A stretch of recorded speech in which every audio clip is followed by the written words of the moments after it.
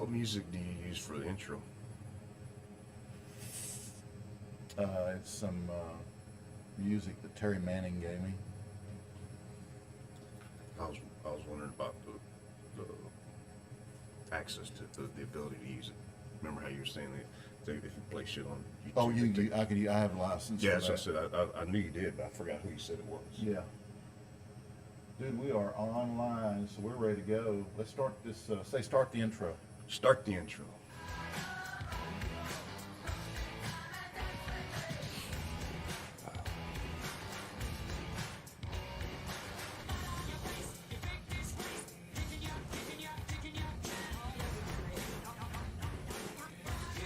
This is a hell of a Father's Day. Yeah.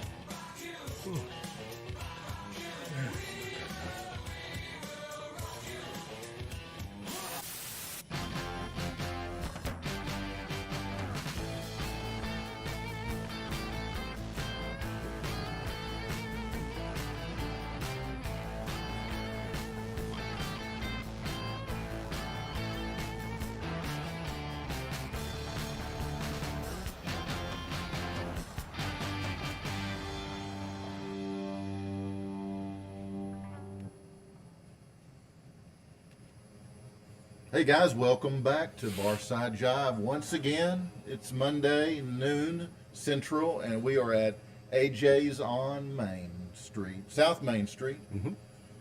651 South Main Street. 651, where we are every Monday about this time. And we are so glad you've decided to join us. Anyway, we're so glad you decided to join us. No, we're really excited about it. Well, guys, it is National Selfie Day here in the USA. It commemorates a form of self-portrait that couldn't exist without social media and smartphones.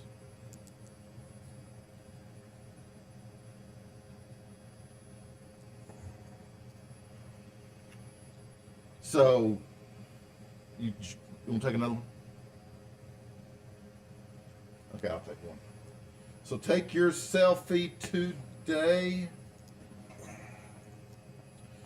And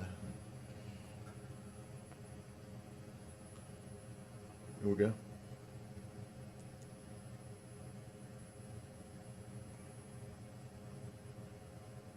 Cool. Do one more. Do one more. One more selfie.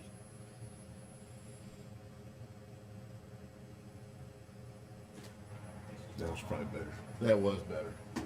Definitely better. So we hope you guys are taking your selfies today.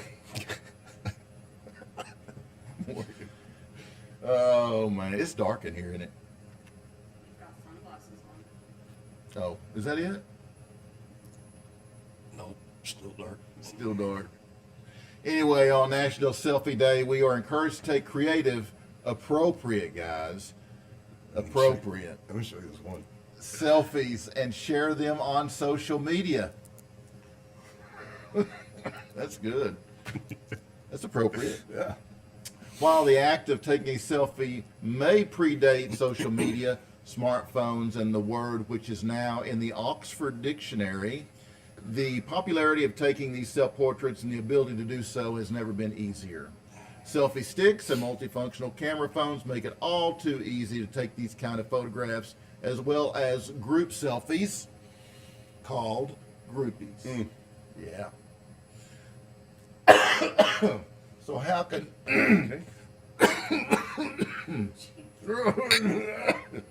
COVID?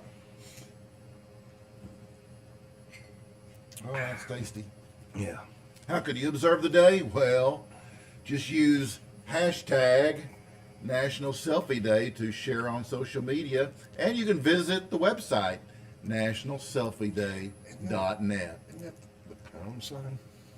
Yeah, same thing. Pound sign's old school though, bro.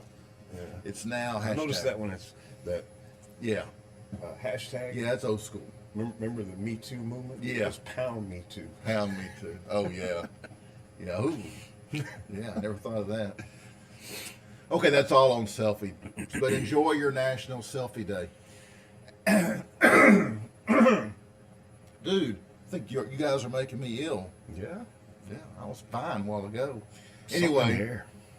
did we leave off the fact that we're in historic downtown Grapevine, Texas? I think they know that. Across the street from the winged unicorn. I guess all unicorns are winged. Imagine. No. Believe. Believe. Right? I think so. Or is it imagine? Now I'm totally confused. Of course, you had your own name for it. Pound of corn or something. I don't know. Pegacorn. Pegacorn. Anyway, wherever you are, we hope that you're sharing Barside Jive with your friends and family. Let's bust a move. You need to bust a little longer. That's enough. No, you need to bust a little bit longer. Because you always cut it short, just to give me a little bit more. Go ahead, get you some. Hey, Jay. Oh, hey, my featured guest today is Albert Bouchard. Let me tell you a little bit about Albert. Just a little bit about Albert. Well, go ahead. There he is. Anyhow, Albert Thomas Bouchard was born on May 24th, 1947, and is an American drummer, guitarist, singer, and songwriter. Bouchard was born in Watertown, New York, and grew up in Clayton, New York. He was a founding member of the American hard rock band Blue Oyster cult and a driving force through the band's first decade. He is also the brother of former Blue Oyster cult bassist Joe Bouchard. And here he is now. Albert, not Joe. Hi, this is Albert Bouchard, founder of Blue Oyster Cult, and you are listening to the Barside Jive with DC. Thanks, Al. We really appreciate that. This is about the time during the show when I turned to AJ and asked him, what are we drinking? Muy importante. Yeah? From Lakewood Brewing. Yeah. Yummy. Mm-hmm. Nothing like another fine beer here at AJ's on Main. Right, buddy? That's right. Yep. Did we say I'm DC and you're AJ? I think they know that. You sure? You can go ahead and try it. I think they know it. Okay. Well, that's DC. And I'm AJ. Yeah. Just in case you're wondering. But maybe they're a newbie. Might be. Anyway, we've got a picture of our beer of the week.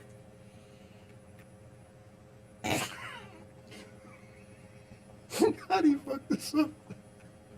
I don't know. He's not even here. He's not even here. You called guys, me and asked me which beer. No, I knew which one. I had the Muy Importante in there.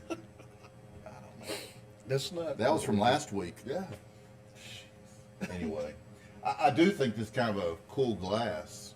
You know, a dog lover that I am. I thought that was pretty cool. What's it say? It's got a little dog on it. I don't even know where that came from. I don't either. I like it. Oh, that's my cup. You asshole. That's my cup that Maria made me. It was in the. I had it sitting up there the other No, day. it was in the cooler. So they washed it and I put it probably in put it the. in the cooler. You did. It's I good. said I never even seen that cup. I like it. That glass. Yeah, Maria made it for me. That's cool. Well, thank her. It's nice. The zoo. Having something nice to drink the beer of the week out of. This little dog glass. I was wondering about it. All right, where we at, guys? Where we at? I'm lost. Where we at?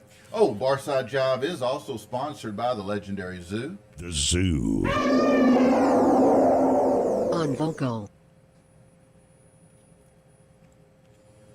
The Zoo is the king of classic rock with those deep cuts, B-sides, that stuff you never hear on old corporate radio. The Zoo is streamed. The Zoo is streamed universally, 24/7, 365. The Zoo will never die. In addition to my guest segment, which comes a little later in the show, I've got unconventional news, non-traditional weather, weird world of sports, and traffic that's sure to make you go, what the hell did I just see? delivered with that rawness and that edginess that you crave, but you can only get from me and AJ on Barside Jive, because those fantasy media theaters, they ain't got it. Some of our stuff, well, most of our stuff is satire simply because we got to keep you laughing to keep you from crying. But the big difference in us and those guys is that we are actually entertaining. Especially that Brian Stetler dude. He's like, That's that fat ball guy. he's like a bump on the log. Yeah. Yeah. Anyhow, hang on, because you don't want to miss a thing. Oh, reminds me of a joke, AJ. Are you surprised? Not at all. Yeah. Well, this journalist goes to Russia for a documentary. In a little village, he saw an old man and asked him to narrate a typical happy story of his village. The old man smiled and began, "One day, a long time ago, my goat got lost in the mountains. As is our tradition, all the men of the village gathered to drink vodka first and then looked for the goat. When we finally found her, as is our tradition, we all drank some more vodka, and all the men in the village each got their turn to mate with the goat. We had so much fun that day." The journalist quickly realized that he couldn't publish such a story, so he asked the old man if he had another story. The old man smiled again and started all over. "Once my neighbor's wife got lost in the mountains. As per our tradition, all of the village's men," you know where this is going, "gathered to drink vodka and then went to look for her. As is our tradition, when we finally found her, all the men in the village got their turn to mate with the neighbor's wife. We had great fun that day."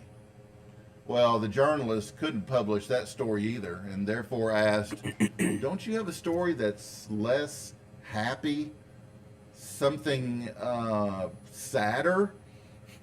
The old man's smile faded. His eyes welled up. In a sad, soft voice, he began, "One day I got lost in the mountains." Yeah, you can see where that one was going. Yeah. Oh, well, I have it on good authority that you guys loved last week's life hack. Not. So I decided to do it once again. See if you'll like this one. How about one of my life hacks, AJ? All right. Okay, here we go. DC's life hack.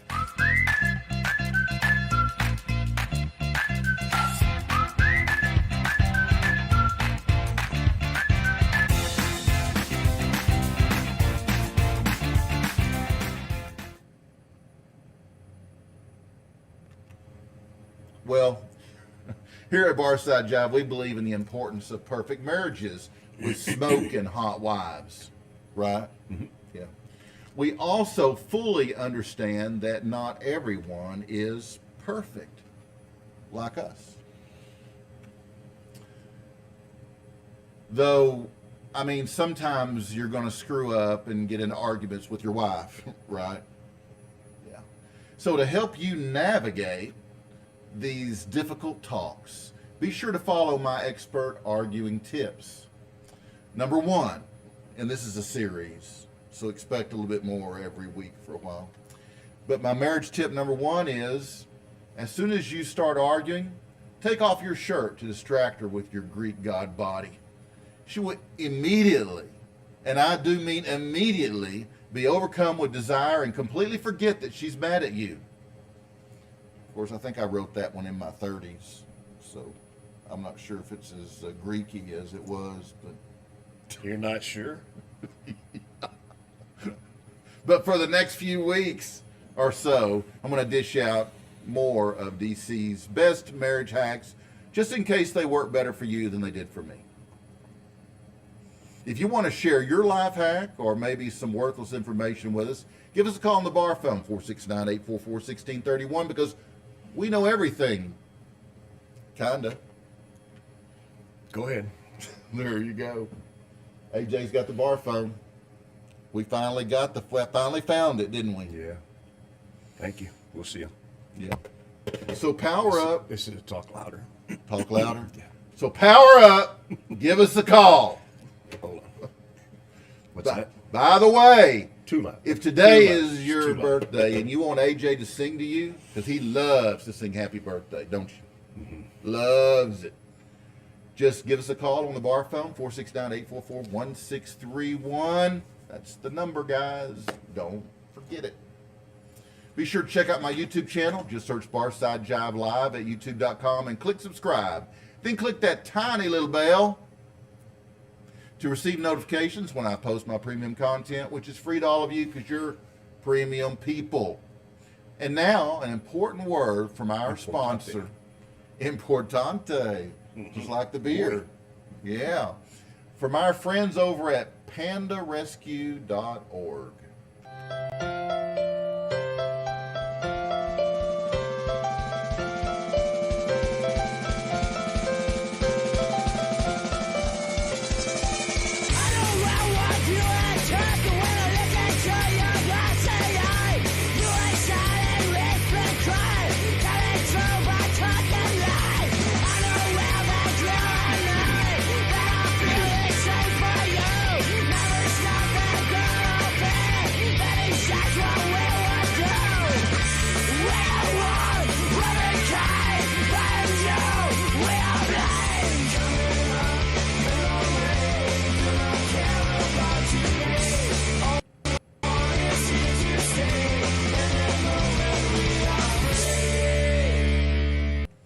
Okay, guys, save the pandas, right, AJ? Mhm. Yeah. So, what's a killer whale's favorite pasta? I don't know. Pinguini. Pinguini. Oh shit. Oh, we were like totally. I hate it when Tony isn't here. Where's that fucker at? I mean, as bad as it is when he's here, it's worse when he's not. We love Tony. He's somewhere down in Austin trying to make a living. He can't make one here. Okay, guys, so it's time once again for that segment with those big-ass raving reviews, our breaking freaking news. That's right.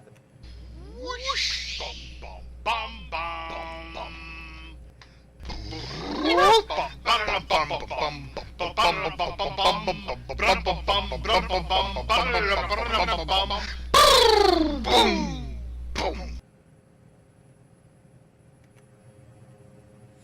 Our top news story straight in from the Barside Jive news desk. 9 careers more appealing than being a cop in 2021. 9 careers more appealing than being a cop in 2021.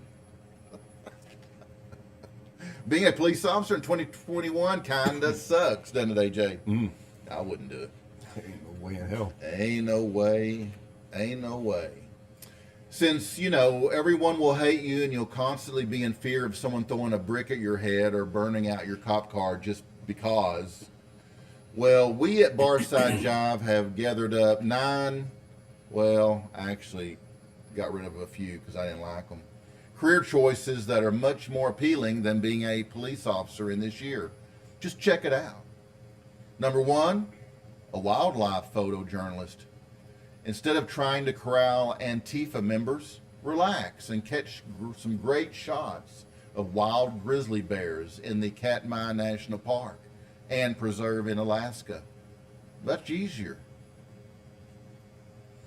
2, you could be an IED tester in Afghanistan. Much less deadly than policing in a socialist-controlled city. Number 3, you could be a MAGA hat salesman in Portland. I mean, compared to being a cop in Portland, you'll be loved and adored. Number 4, you could be like Chicago Mayor Lori Lightfoot's assistant. A bad career, but not police officer bad. Did you hear what she announced? That the Bears weren't going to leave Chicago, even though they're looking at property 35 miles out of the city. Really? She said they're locked in a contract until 3033. Yeah. Yeah. Watch this. Let me show you a contract. Watch this. Show me your contract, I'll show you a lawyer. Yeah. Yeah. Number 5, the guy at Facebook who has to examine photos flagged for having penis.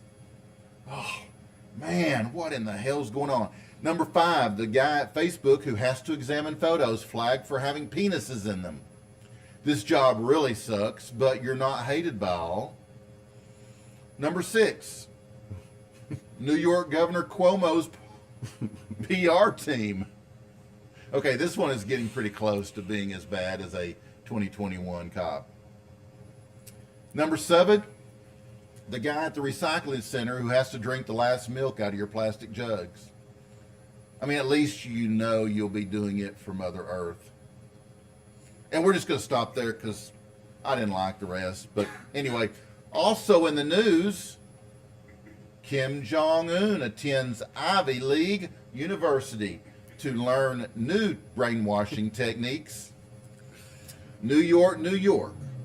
According to sources, beloved North Korean tyrant and lover of donuts, Kim Jong-un, is now attending Columbia University, a prestigious Ivy League school, to learn new brainwashing techniques for his regime. They got him. They got him.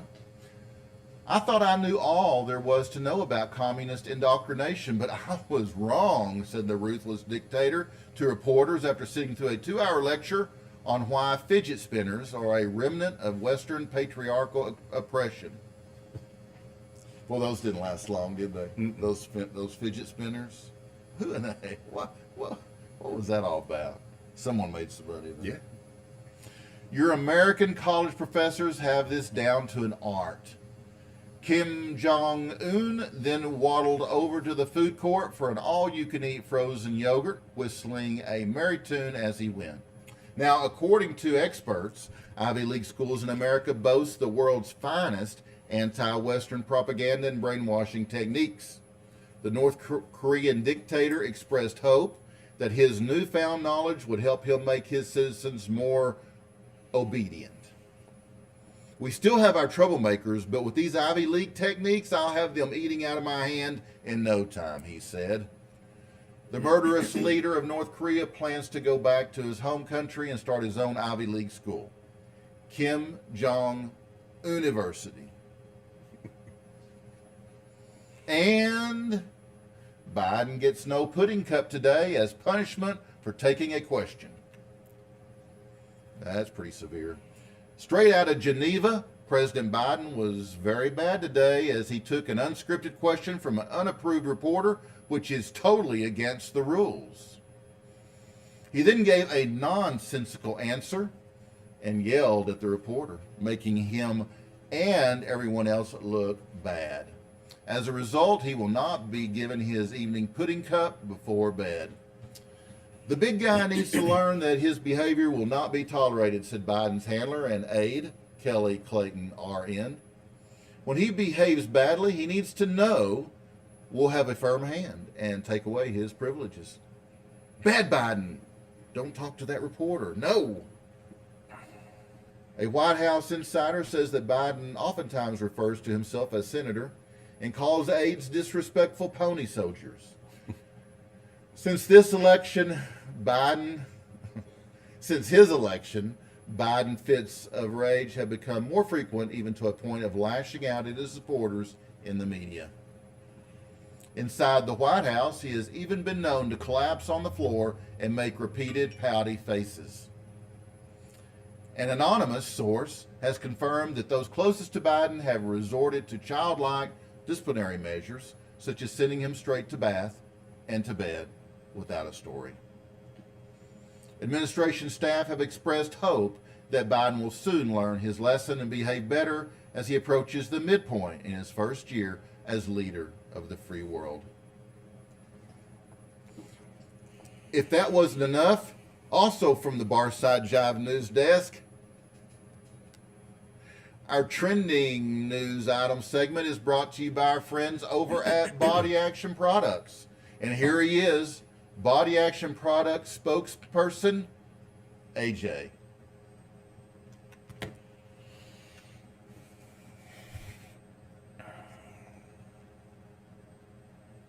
Body Action Anal Bleach Gel is a super concentrated, intimate area skin lightening gel.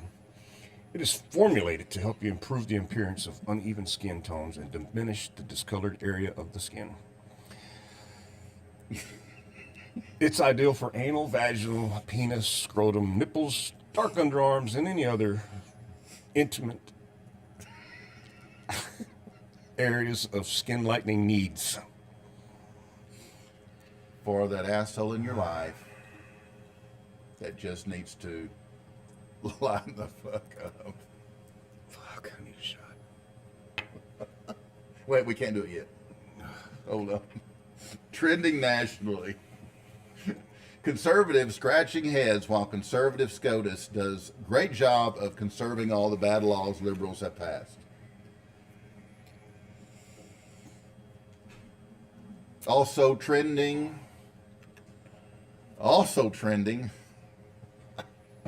existential crisis narrowly avoided with timely burrito. And Senate passes resolution recognizing Juneteenth as a federal holiday commemorating the day Republicans freed the last of the Democratic slaves.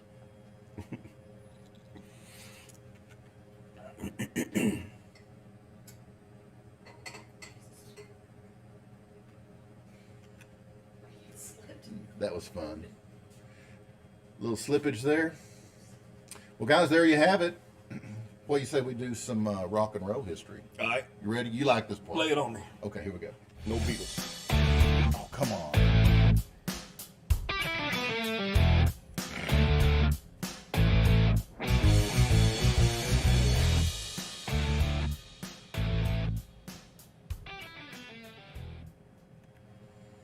It's June 21, and here are some reasons why this day matters in rock and roll history.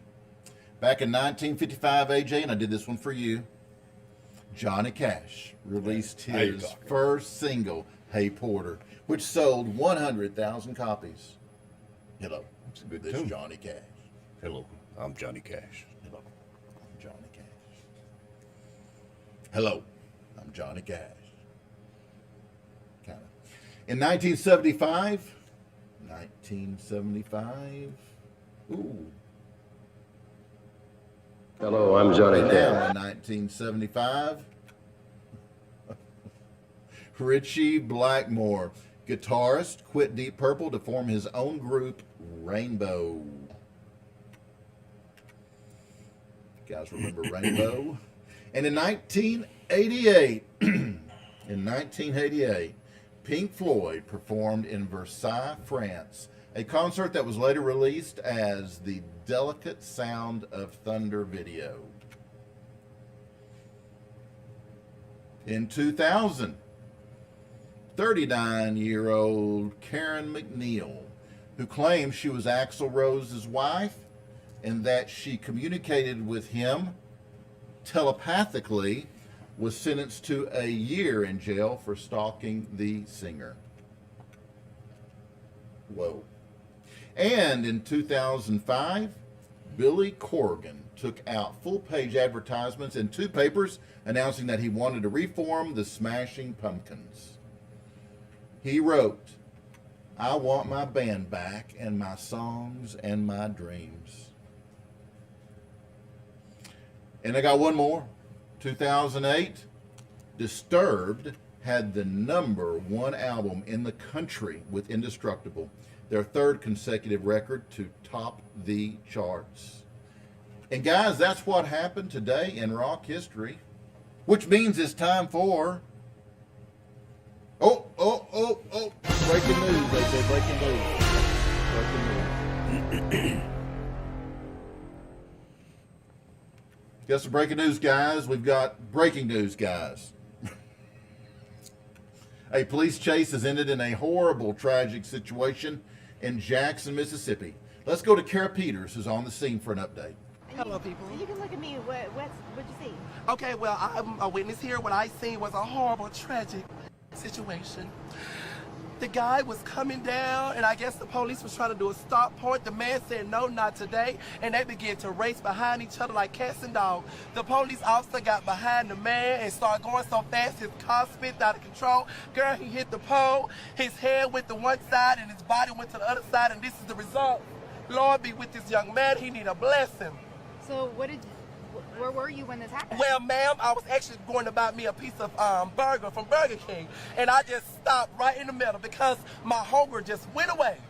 Because when I seen that accident, girl, I just began to be nosy, and I just had to just understand that somebody was experiencing this difficulty moment that was just not.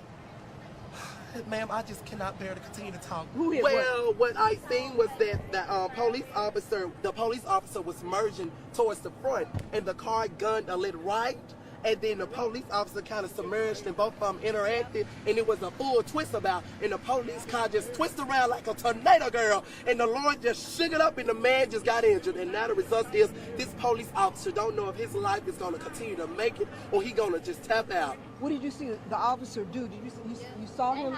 Yes, ma'am. The police officer car fishtail. That's what happened. It fishtail, ma'am. Tragic. Horrendous situation there in Jackson, Mississippi. Guys, stay tuned. We'll have more coming on that later. But that was a great lead-in, AJ, to what's coming up next. Great lead-in. Great lead-in. Sports. Sports is next.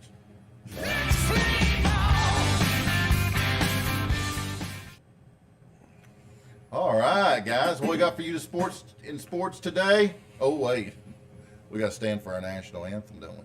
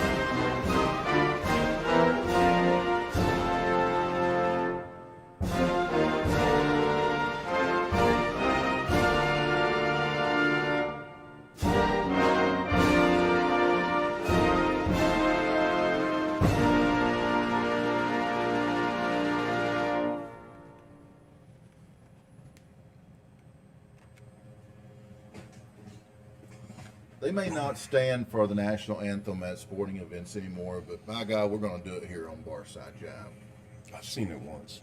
Yeah. It pissed me off. Yeah. You know, guys, elite athletes spend years of their life practicing, training, and competing. Today, we're going to take you to the home of elite athlete Joe McCloskey Jr. from Colorado Springs, Colorado, where Joe is training for his first ever surströmming eating competition. Did I pronounce that right? Surströmming? Shit, I don't know. Eating competition. So let's go now to the McCloskey home where we will join Joe, his wife, and kids tableside as he prepares for his next event.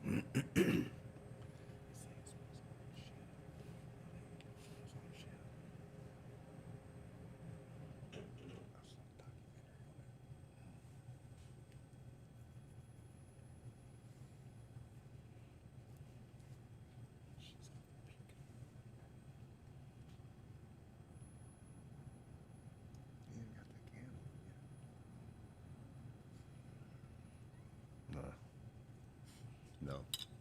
I'm not. We don't want to do it on the show. Get a can, do it on the show. Oh, God, no. No. I'd throw up all over the place. We could fake it. We could put tuna in the can.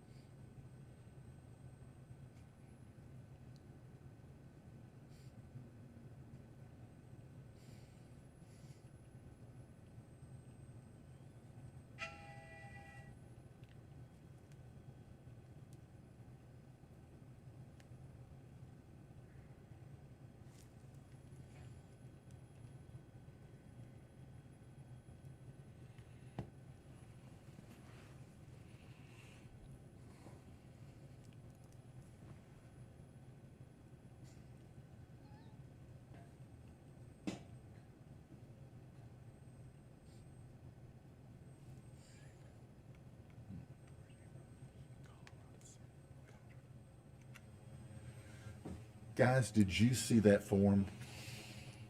Wow. But I think we'll forget the instant replay. I don't think we need to see it, do we? I don't think it's probably that bad. Yeah. How bad could it be?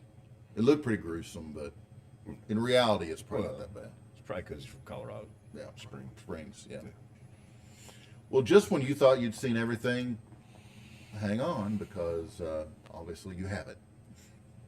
And now a word from our friends over at Foghat Cellars.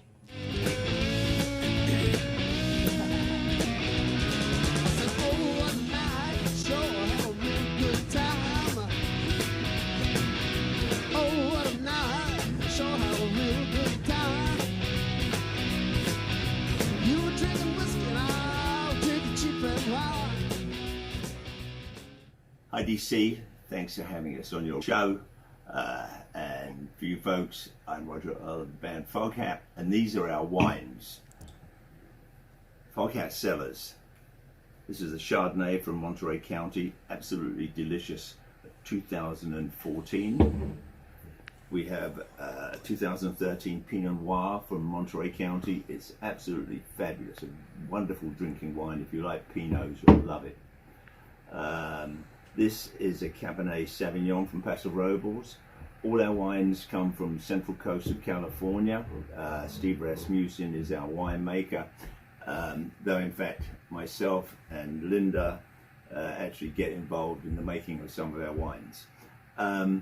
Drink, enjoy, go to foghatcellars.com to find out how to get them. Thanks, bye.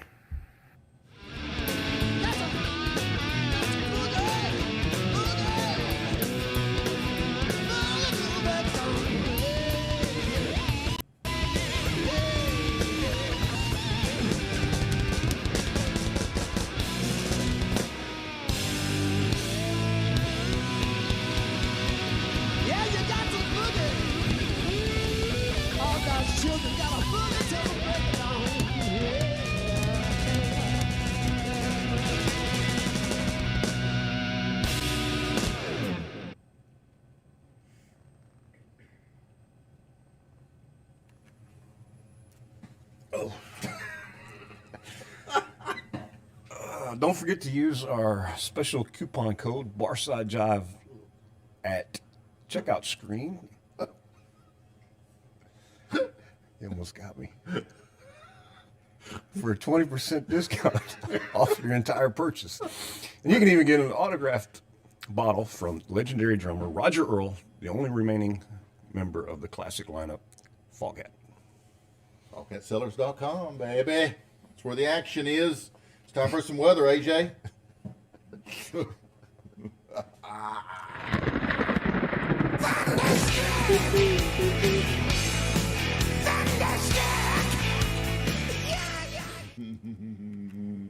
I was trying. From your Barside Jive Global Weather Center, where we try to stick to the current weather since forecasts are always so wrong, including ours.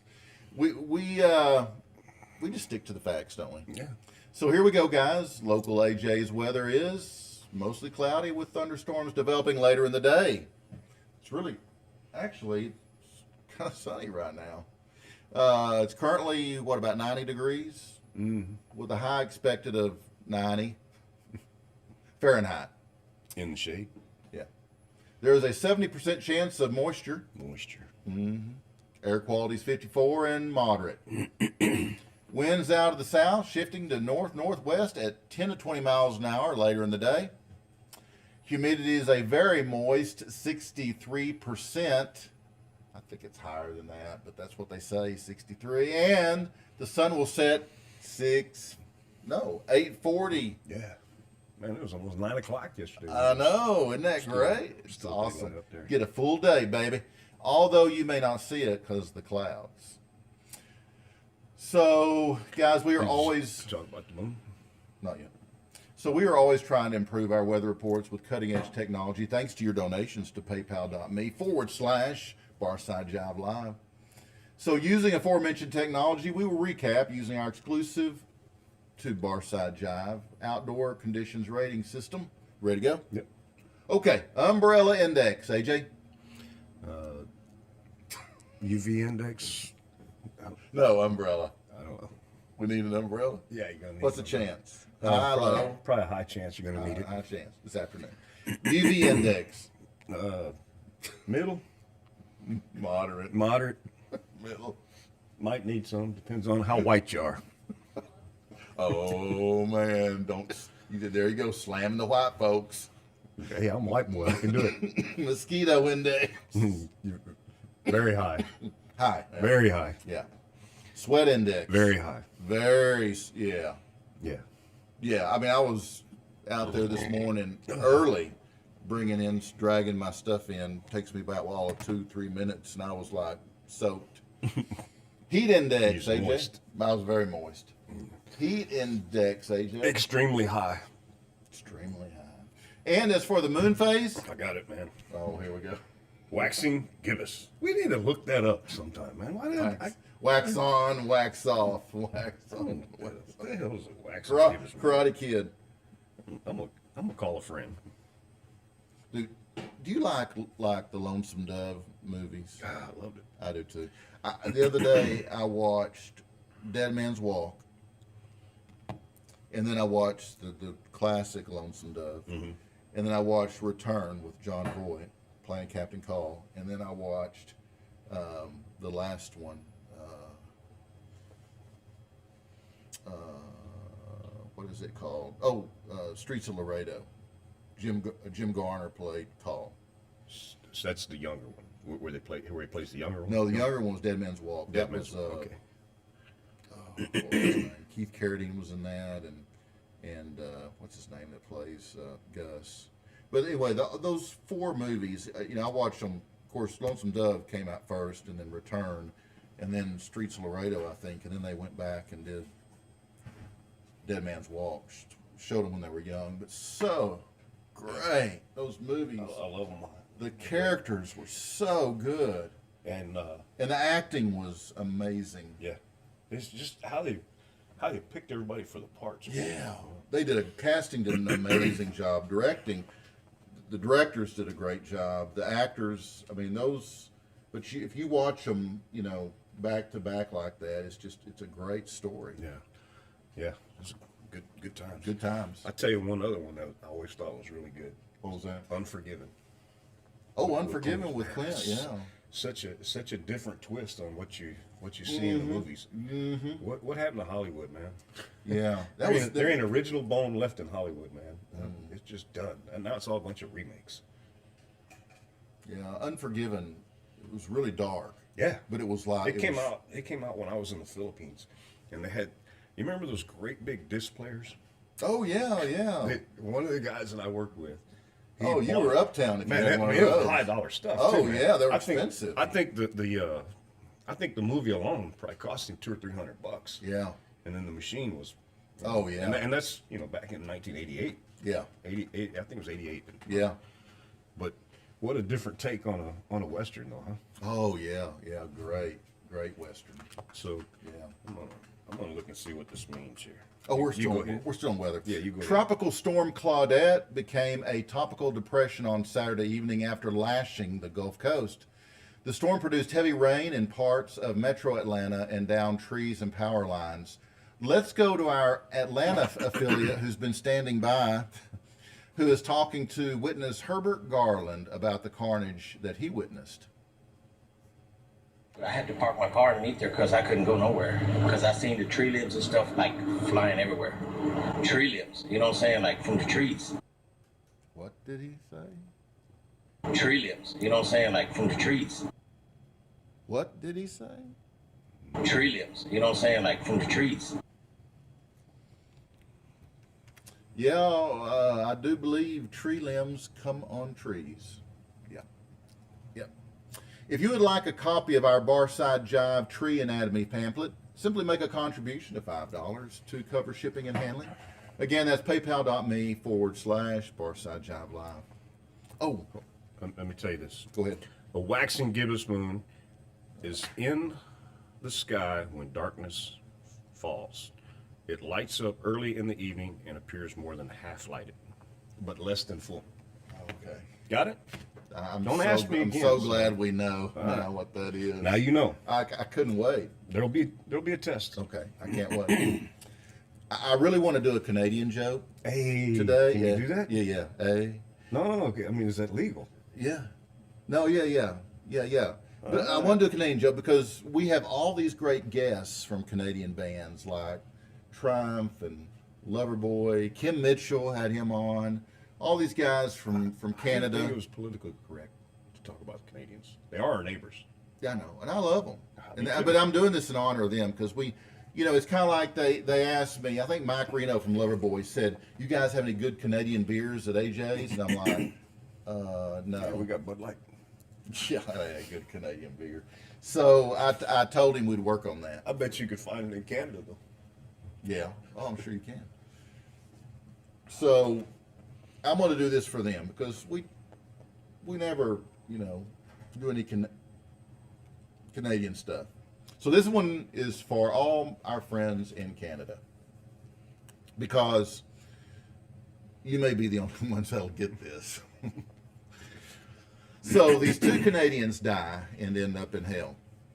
Satan decides to pay them a visit, give them a welcome packet. So he walks into their room and sees them talking and laughing. He scratches his head because he's totally confused and asks them, why are they so damn happy? They tell him, well, we're so sick of the cold where we're from, and this place is so nice and toasty. Satan's very annoyed and storms away and goes to hell's boiler room where he turns up the temperature. He goes back to the Canadians' room along the way, being begged by all sorts of people to turn the freaking heat down. So Satan enters the room to see the Canadians having a barbecue. Furiously, he asks them what the hell they're doing. Well, one Canadian replies, we can't pass up this wonderful weather without getting out the barbecue. Satan realized that he's been doing the wrong thing. So he goes back down to the boiler room and turns the temperature down until it's a colder temperature than ever seen on Earth.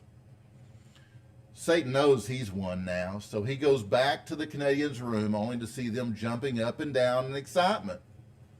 Satan is furious and yells, why are you still so freaking happy?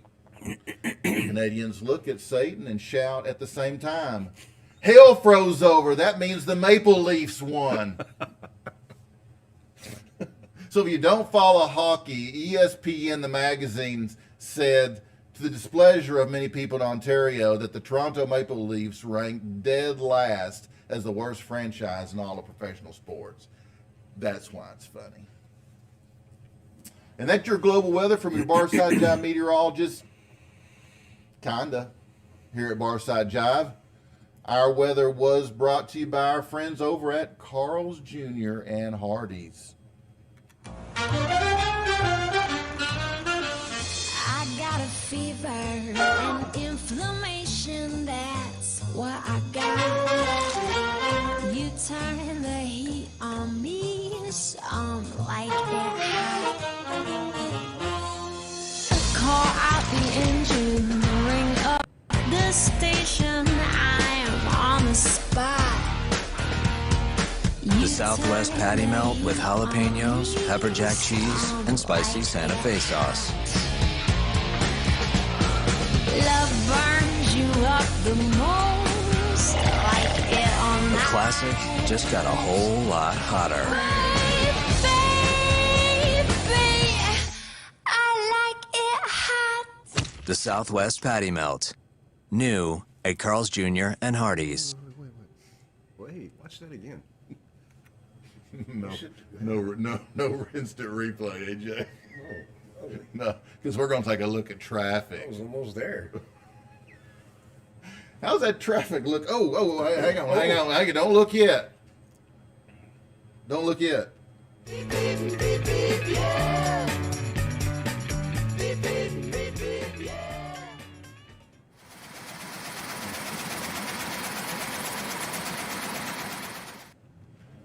How's that traffic look out there on South Main Street today, AJ? Now you can look.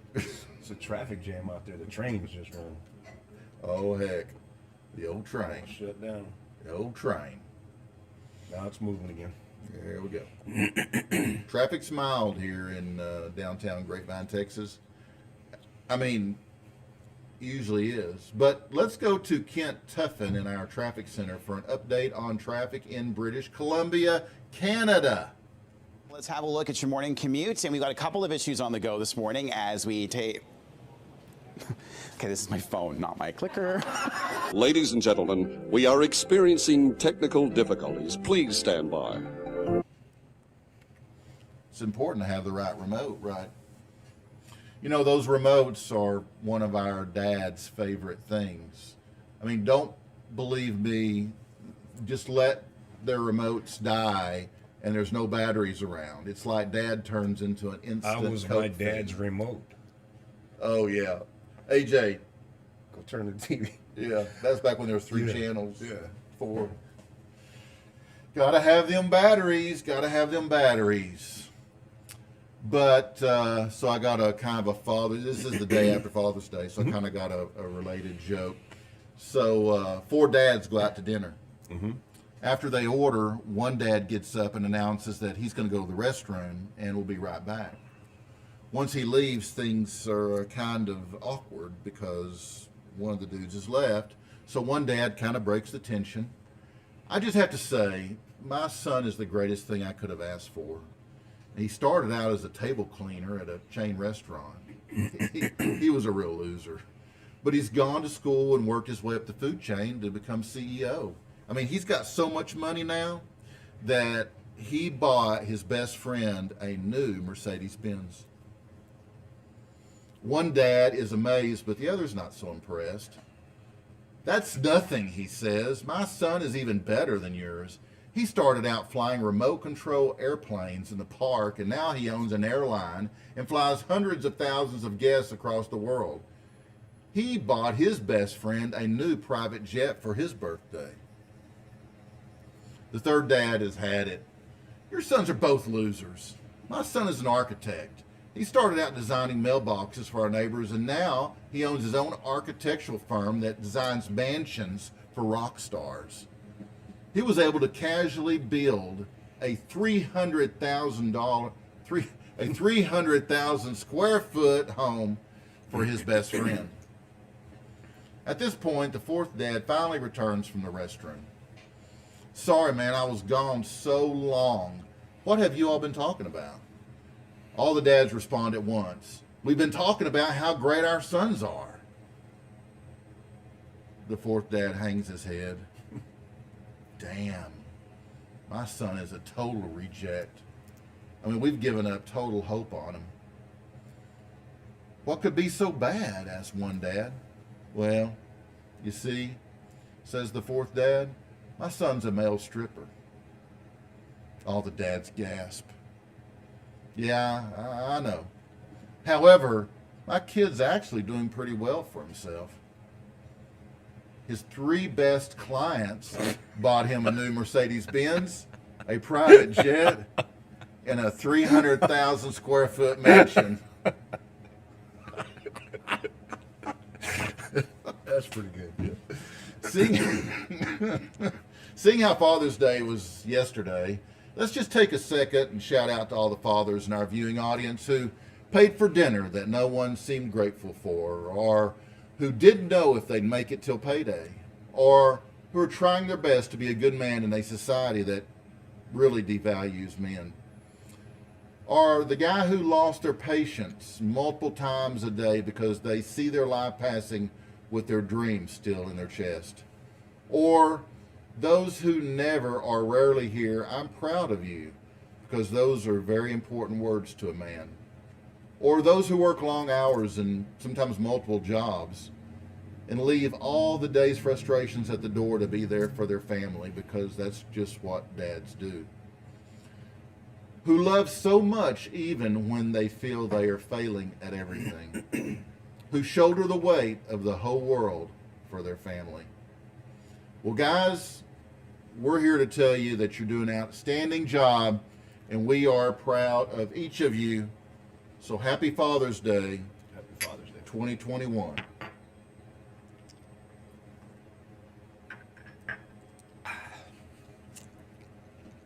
Wow, it was good. Yeah. Your Father's Day good? Yeah. Yeah, I had a good time. Yeah. Kids showed up, friends showed up. I cooked steaks, potatoes, Brussels sprouts, made drinks, did it all. Yeah. Well, I did it all. You did it all. Yeah. Oh, you cooked it all. I volunteered. Yeah. We went out to eat. Yeah. Yeah. No one had to cook. We went out to eat. We had big ass Wagyu strip steaks. Sounds good. It was real good. Did you bring me a sample? Yeah. Yeah. Okay. Well, guys, we hope you did have a good Father's Day, and can't wait till the next one. Yep. Yeah. That'll bring us up to our featured guest segment, which is sponsored by Old Hip and Hippie.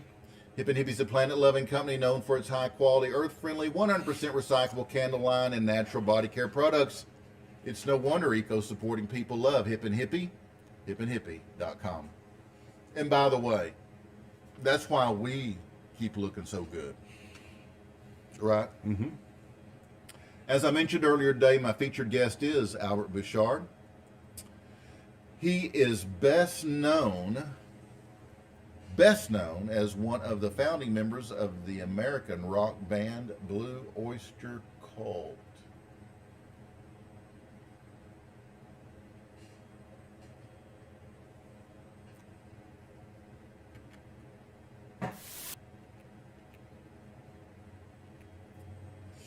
He is best known as one of the founding members of American rock band Blue Oyster Cult, BOC, as they are commonly referred to. Formed in Stony Brook, New York in 1967, and are best known for the singles Don't Fear the Reaper, Burnin' For You, and Godzilla. They have sold 25 million records worldwide, including 7 million in the United States alone. The band's music videos, especially Burnin' For You, received heavy rotation on MTV when the Music Television Network premiered in 1981, cementing the band's contribution to the development and success of the music video in modern popular culture. Blue Oyster Cult's longest lasting and most commercially successful lineup included Donald Buck Dharma Rosser on lead guitar, Eric Bloom, lead vocals, Alan Lanier on keyboards, Joe Bouchard, Albert's brother, on bass, and Albert Bouchard, my guest today, on drums. So, without further ado, I'll be right back with Albert Bouchard after this quick break.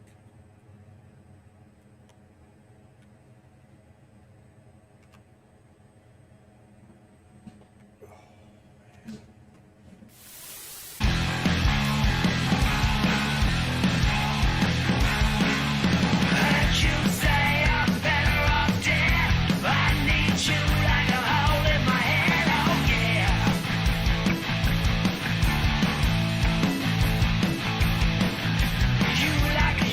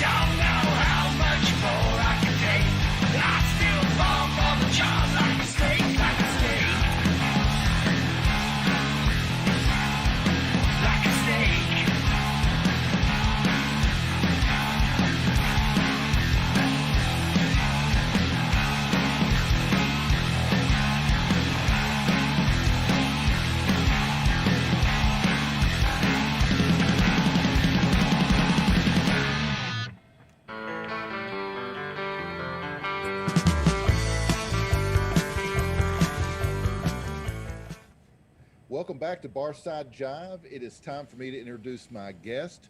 I would like to welcome American drummer, guitarist, singer, and songwriter Albert Bouchard, best known as the founding member and drummer of American hard rock band Blue Oyster Cult.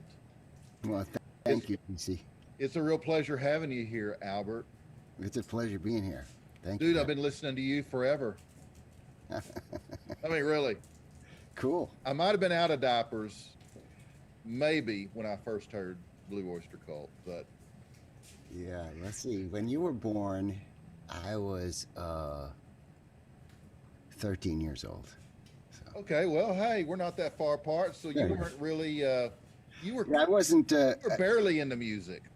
Well, I was playing in a band. I was having my little, but I was writing songs too. I mean, we were the only teenager band, because I was the oldest one, and all the others were like 12, and my brother was 11. Yeah.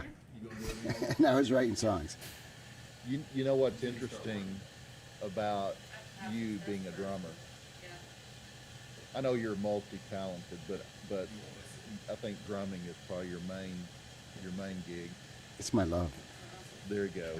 But I've had more drummers, and really you're one of the first American drummers. Most of them are from England, but I've had more drummers on my show than guitarists. I've had Rick Lee from 10 Years After, Carmine Apiece. I've had Bunny Carlos. I've had, it was just a bunch. I mean, I could go on, but Well, you haven't said anybody that's not my friend yet, so. Yeah, no, I probably wouldn't. That's pretty wild. They were all such cool guys. I mean, we stick together, yeah. Yeah, but they're awesome, and usually it's the front man that gets the mic time, but man, I just love talking to the drummers and the bass players. They're awesome, and I know your brother Joe is pretty accomplished on the bass guitar. But I just want to ask you, Albert, looking back at this vast career that you've had, okay, now that you're 74, well, 73 for another month, so. Oh man, it's almost your birthday. Yeah. If we were just a month later, I could sing happy birthday to you.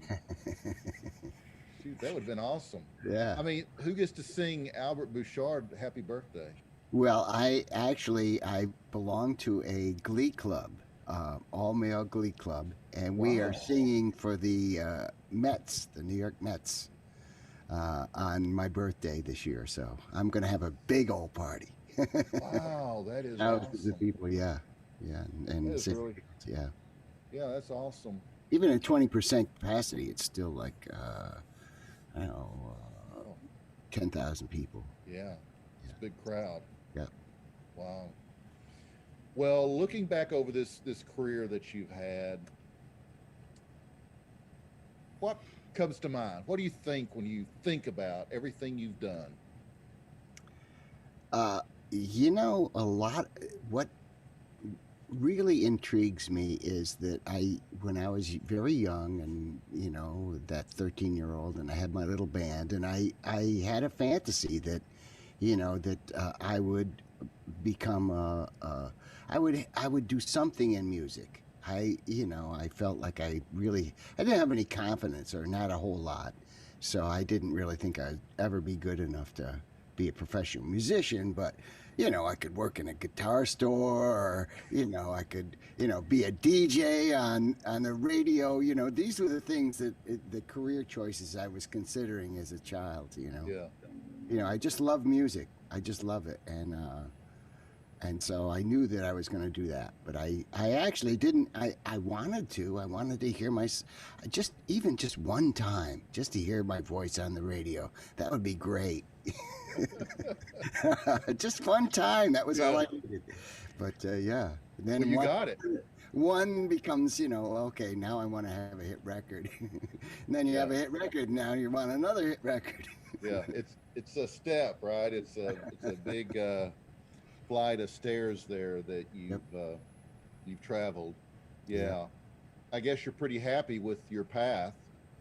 Yeah, yeah, and over the course of time, especially I was down here in New York City, and I wanted to be a part of the New York City music scene. It seems so vibrant, always, coming from a very small farming community in upstate New York, a tiny little place, and to come into the big city, it always seemed like this is where it was happening. There was 53rd Street in the jazz era, and all this musical energy coming out of the city. So when I was in Blue Oyster Cult, I felt like I really wasn't a part of the scene that much. I had my little group of people, but not that many. Lately, over the past 10 years or so, I have really expanded into the scene, working with, tons of really talented people. So it's amazing. Some of them are famous, some of them are not, but they're all really good musicians, and that makes me happy. I love playing with other people, especially if they're great. But even if they're not, if they're as passionate as I am, that's all I need. Would you have any regrets? Yeah, well, only one though. Cocaine. Wish I had never done that shit. Yeah. That was a total waste of money. I said and did things that I regret now, upon reflection, But other than that, I don't know. Not much that I regret, really. It's been a great ride, Yeah. And even though the cocaine was a issue for about a decade, I don't have to worry about that anymore. That's not, it's over 30 something years since I did it. So it's not, I'm not tempted at all, but, I'm in relatively good health. I just got back from a run a couple hours ago actually, but, so, and I did the 2019 New York Marathon. So, I'm still doing it, I'm still taking care of myself, and, and I'm not one of these, I'm teetotal or anything like that. I like to have a drink or, puff or whatever, but, not cocaine. No cocaine. Was that kind of the drug of choice for the band? Yeah, well, and we were touring with a lot of other bands that were really into it. Like we did probably 20, 30 gigs with Aerosmith, and we always hung out with them, and they were doing it too, and the Hunter Ronson band, they were great partiers. And a great band too. Yeah. Yeah. Mick Ronson, oh my God, what a lovely soul he was. Yeah. Yep. So many of them from that era are gone now. I know. Right? See, you're right. You're now in your 60s. You're not 60 anymore. You're in your 60s. That's when people just disappear. Yeah. That's what happened to me in my life. It's just, and the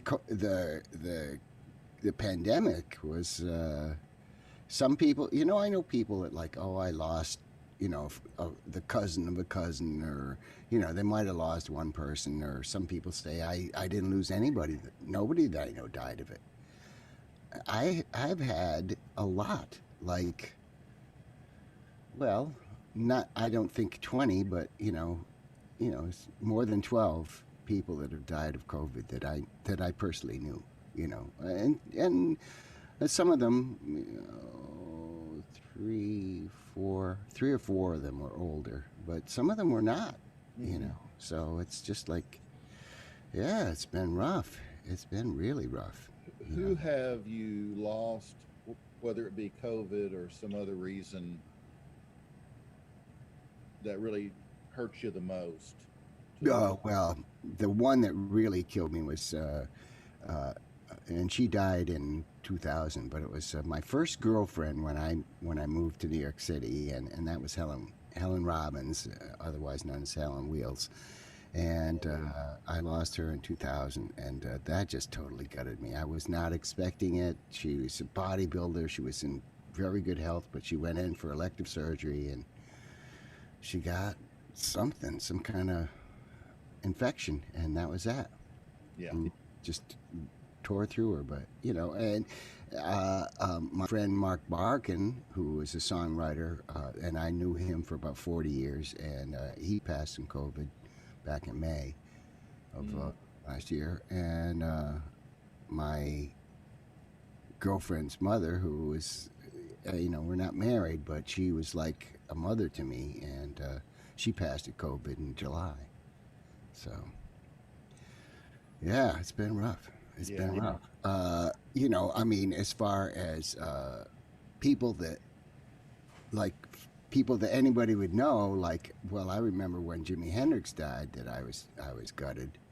That really blew my mind, because I had thought, I kept running into him, and I was getting up the nerve to actually have a conversation with him, when I first saw him, I couldn't even say hello. I was too shy, but Is that right? Yeah, but towards the end, I think the last time I saw him, we had a little, I was like, hey, is Ringo gonna? And he said, I don't know. Why don't you go ask him? So I went over across the room to Ringo, and I said, hey, if Jimmy wants to know if you want to jam with him tonight. He's going to come in and jam. We just finished our set, right? Yeah. He's going to come in and jam, and you can use my drums. I mean, I'd be totally honored if you played my drums. He goes, oh no, I'm just gonna be a spectator tonight. Oh man. Yeah, and I think the what I heard was that he was a little hungover, so Yeah. his liver was telling him he was a bad boy. Yeah. Thank God that liver can talk. Yeah, oh, it does. Mine does to me too. Absolutely. If I just go over just a little bit, it's like, oh no, I wake up in the middle of the night like, what the fuck did I do? But that's fortunately that is very rare. Maybe once in a month, once a month or once every 2 months. Well, like, especially when you have friends, we're hanging out with friends, and I'm a little guy, so my friends are all bigger than me, and they can drink more. Yeah, right. So I just got to remember not to try to keep up. Yeah, it's not a race. That's right. Oh my God. So tell me, Albert, how were you exposed to music in the first place? Okay, so that was my parents, basically. My mother had an extensive record collection. She worked for, she worked for the FBI in Really? Chicago, yeah. Straight out of college. I mean, she was like valedictorian of her class, so, and she could type and all that stuff that they expected women to do back then. So she ended up getting a job in Chicago with the FBI, and she was a single lady, and so she had disposable income. So she had a huge record collection, even though when she went from having lots of money to having not much money when she married my dad, but loves this crazy thing. So we always listened to her records, and my dad played guitar and harmonica. He taught me how to play harmonica. I mean, he taught me the pucker style. Yeah, so yeah. Which I was talking to Magic Dick a few years ago, because I wanted him to play on a record that I was making, and he unfortunately couldn't do it, because he was his father was sick, and so he was taking care of him, and by then mine had passed, but so, and I was saying, my dad taught me how to play, and he goes, tongue blocking or pucker? I said, I've never really got the hang of tongue blocking. He goes, dude, man, you're never going to have good tone on harmonica unless you do tongue blocking, because you just can't get the power. I'm like, really? Yeah, and so now I tongue block. I mean, I'm no Magic Dick. I mean, we played a gig with him, in like 2019, I guess, and a little tiny club, and it was an acoustic gig. So my brother and I have a duo, and acoustic duo where he played acoustic guitars, and he was there with his guy, his guitar player, as the Asian guy. I can't remember his name, but he's really good. And they played So What, the Miles Davis tune. It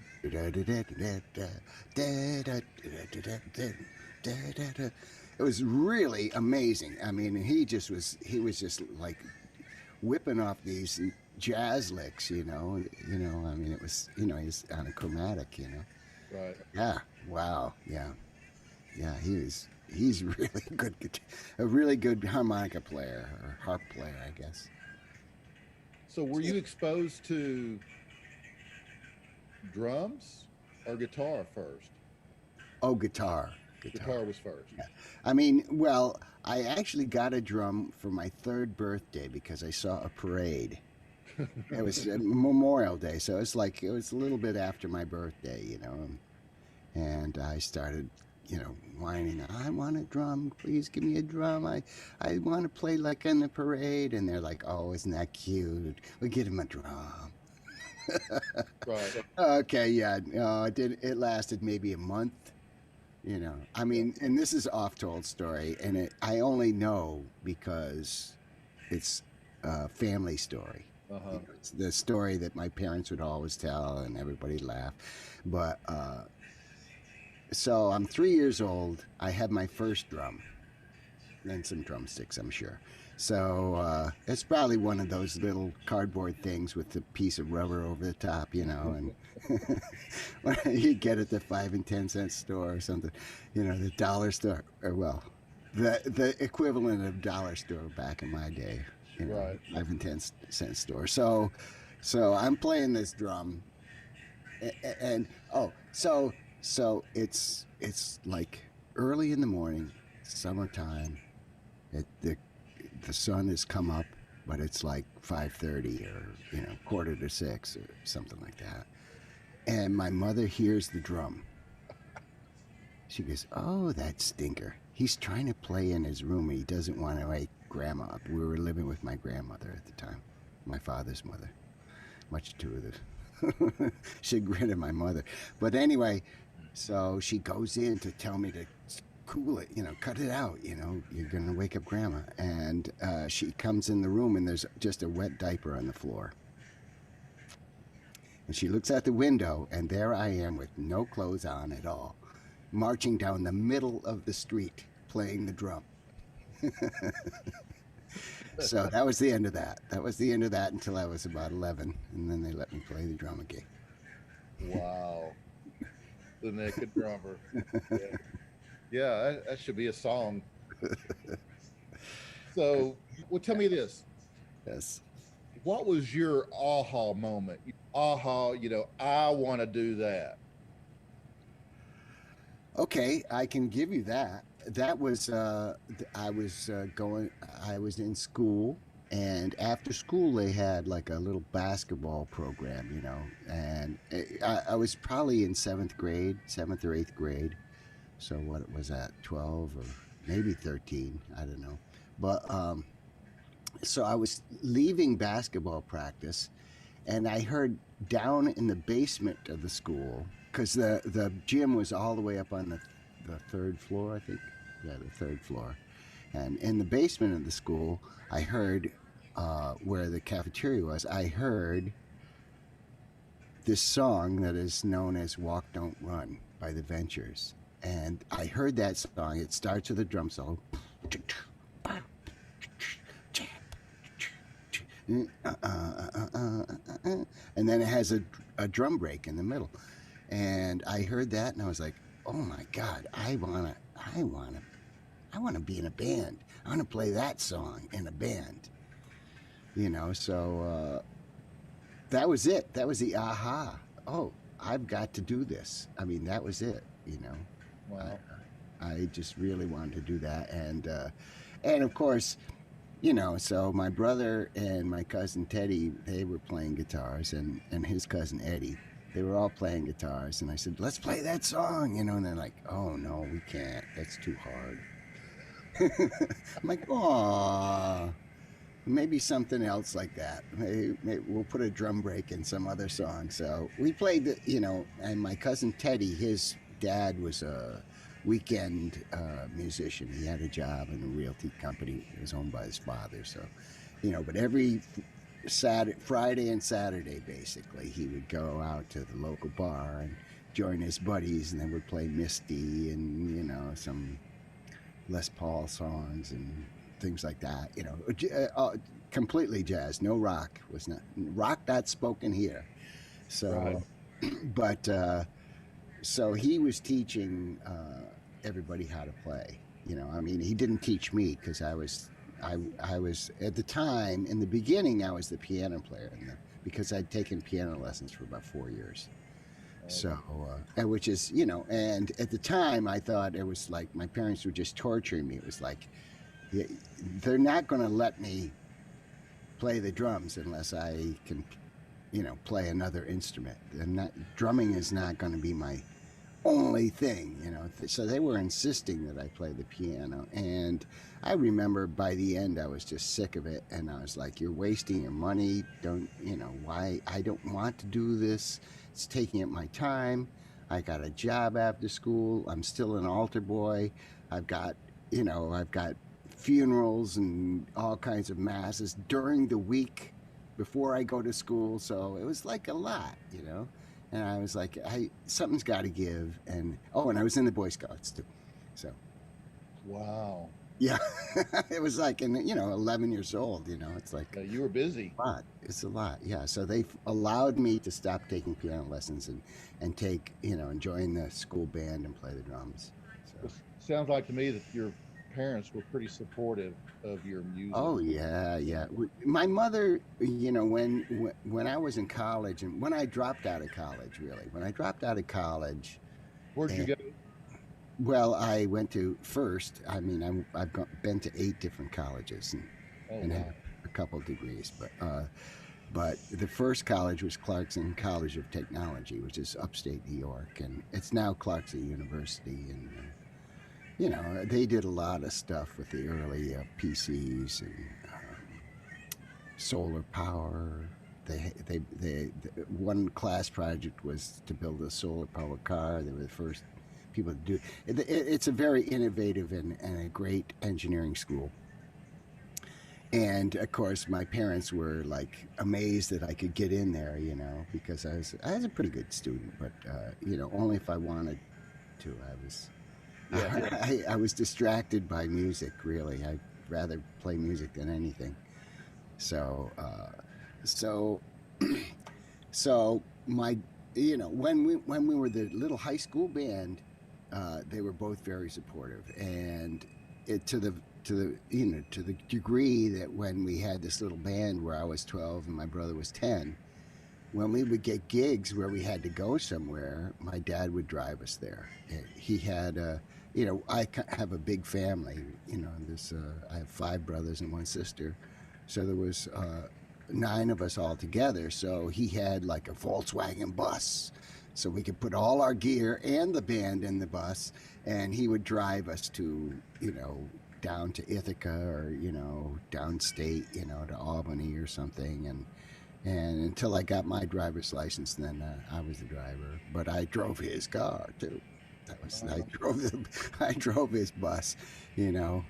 But he was, you know, he would go to the gig, whatever we were playing, and then he would go and visit his buddies or his cousin or something. You know, he didn't stay and watch, but he'd drive us there and pick us up and help us with the gear. He actually even made our first PA. Wow. And I remember we played at the Elks Club in Syracuse, New York, and it was a big room. It was probably held maybe 600-700 people, and so it was the biggest room we'd ever played. And we had my father's PA, and so we took a break, right? Because we had to play several sets. So we took a break. I went to the concession stand to get a Coca-Cola or something to drink, because my throat was getting sore. So on the way back, I'm coming back, and I get right maybe 10 feet away from the stage, or where the band was, band area. It was not much of a stage. It was like a stage this high. Oh. You know, so Yeah. like 2 inches high. But anyway, so I get to the stage, and the band, and they're playing. You know, my cousin Teddy has jumped on the drums, and they're playing the next song, because it was taking me too long to get back, and I couldn't hear them. So I said, we got to get a better PA. And my father's like, he said, it's 5 watts, man. I'm like, 5 watts is not enough. Our guitar amps are 20 watts or 40 watts, you know. And he's like, oh, you could deafen somebody with 5 watts if it was hooked up right. I go, we need a PA, and we'll pay for it. Don't worry. We got the money from the Elks Club. We took that money and bought a PA. Yeah. Wow. A Shure PA, actually. Shure amplifier with 4 channels and 2 Electro Voice speakers. That was it. Wow, y'all were uptown. Yeah, we upgraded our sound considerably, and we did pretty well for a bunch of little kids, you know, playing. You know, we won a battle of the bands when I was 16, and we played